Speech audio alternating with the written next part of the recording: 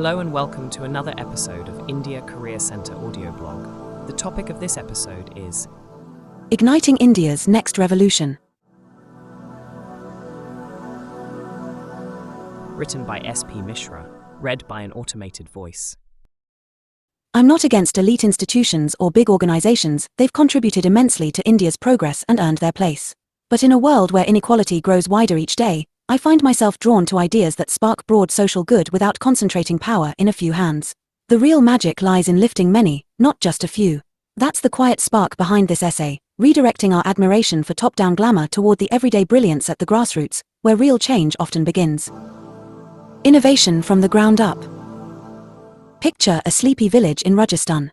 A farmer, under the harsh afternoon sun, assembles a solar-powered drip irrigation system using salvaged parts, keeping his crops and his neighbors' hopes alive.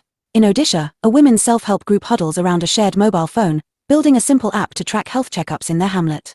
These aren't polished pitches from startup summits or TED-style talks.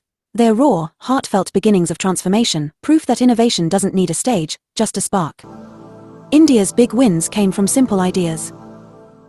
India's most celebrated digital breakthroughs, Aadhaar and UPI, didn't emerge from elite boardrooms. They were born from a blend of clear rules, basic tech, and deep trust in everyday users. Aadhaar opened bank accounts for over 1 billion people.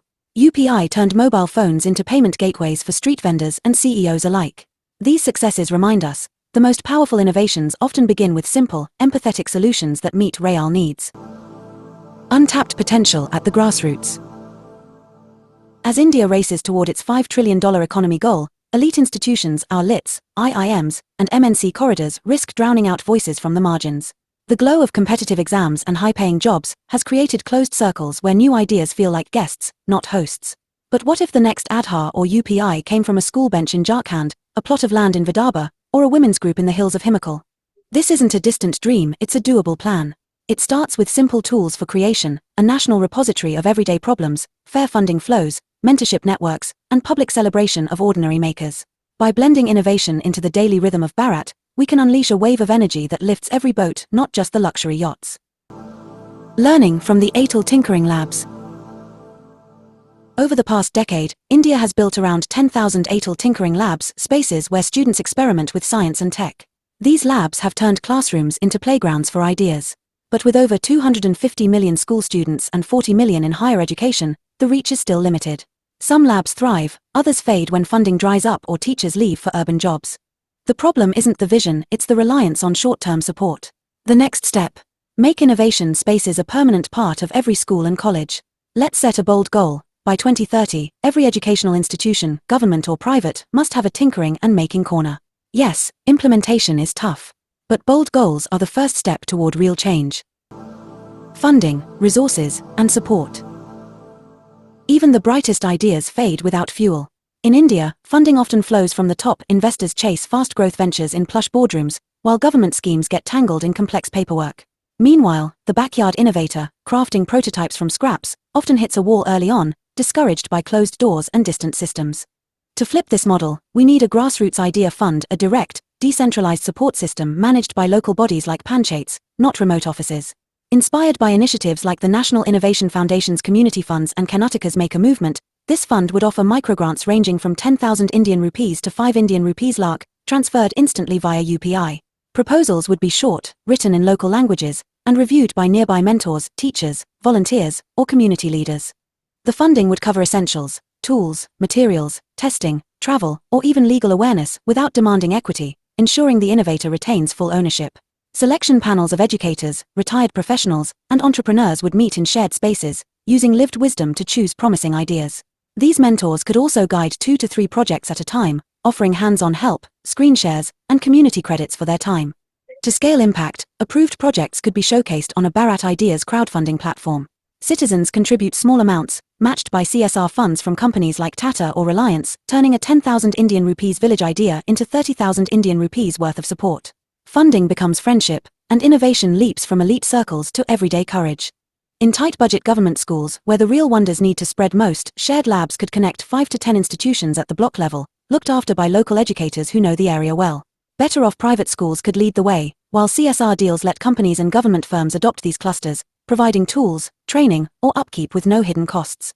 Students from nearby engineering or design colleges could mentor school teams on weekends, blending elder know-how with youthful energy. The government's role? Act as a matchmaker, setting the basics, sparking partnerships, and tracking progress through simple mobile apps that celebrate success rather than punish failure. India doesn't need 10,000 more grant-fed labs. It needs 1 million community-owned maker spaces, one in every school, college, and village council, sustained by the people who use them. Envisioning digital FabLabs for Bharat. True innovation often starts in a shed, a courtyard, or a village square. Imagine a digital FabLab in every district, a welcoming space where farmers, homemakers, and students tinker together. Equipped with affordable tools, basic 3D printers, Arduino kits, solar panels, these labs would buzz with creativity after school hours and on weekends. Pair them with drag-and-drop coding apps in Indian languages, Hindi, Tamil, Bengali, and more, so even first-time coders can build useful prototypes, crop prediction tools, digital storefronts, or local service apps. Add AI companions like Bashini, which by mid-2025 supports over 35 languages, has 850,000 plus downloads, and offers 600 plus models for inclusive tech. A rural shopkeeper could draft a sales pitch in their dialect, simplify tough terms, or check customer preferences with a quick voice query. These aren't just tools, they're gateways. They unlock 1 billion creators from tea stall chats, village meetups, and family brainstorms, no coding degree required. Which problems to solve?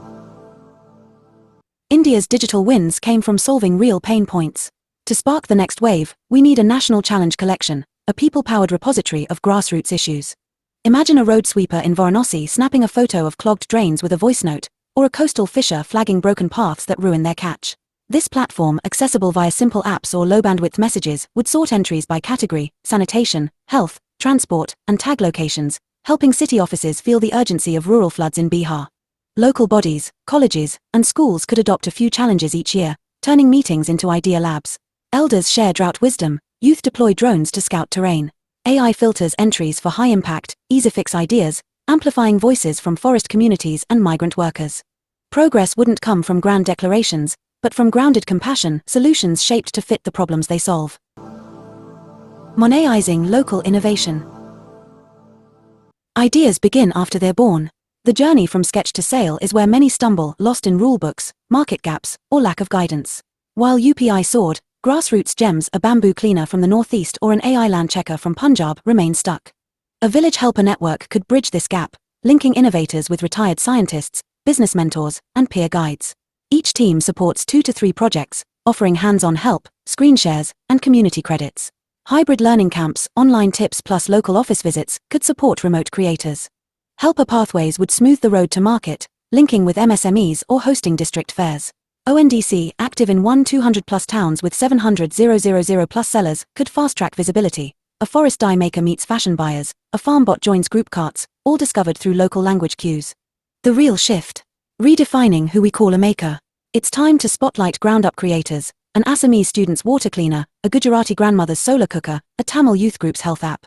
A Bharat maker's voice, through Doordarshan, YouTube, and social media, can bring these stories alive in short, honest films, told by the makers themselves, sparking a powerful that could be me moment. Recognizing the innovators. To truly change the narrative, we need a Bharat Spark, a yearly celebration of creators from village corners to national stages. Small grants, mentorship slots, fair showcases, and school features would honor real stories.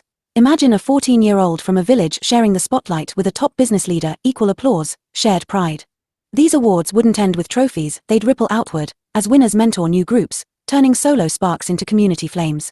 As India nears another Independence Day, the question isn't whether ideas will shape our future, but whose hands will hold the tools. Will it remain with elite circles, or spread to every street and school? The vision is clear, 1 million maker spaces in schools and villages, playful learning from childhood to career, a crowdsourced problem store solved by youth and first-timers, 5,000 Indian rupees crore in grassroots UPI flows, a helper network linked to ONDC, guiding ideas from sketch to sale, and a storytelling web that honors everyday brilliance.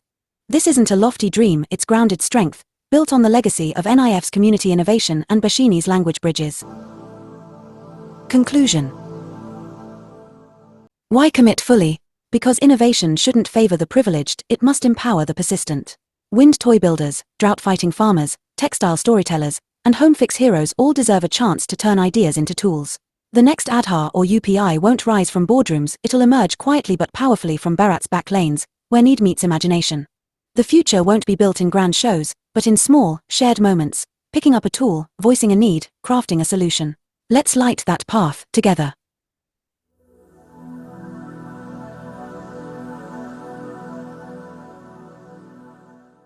Thanks for listening to this audio blog. If you liked this audio blog, give us a 5-star rating, share with others, and subscribe to the channel.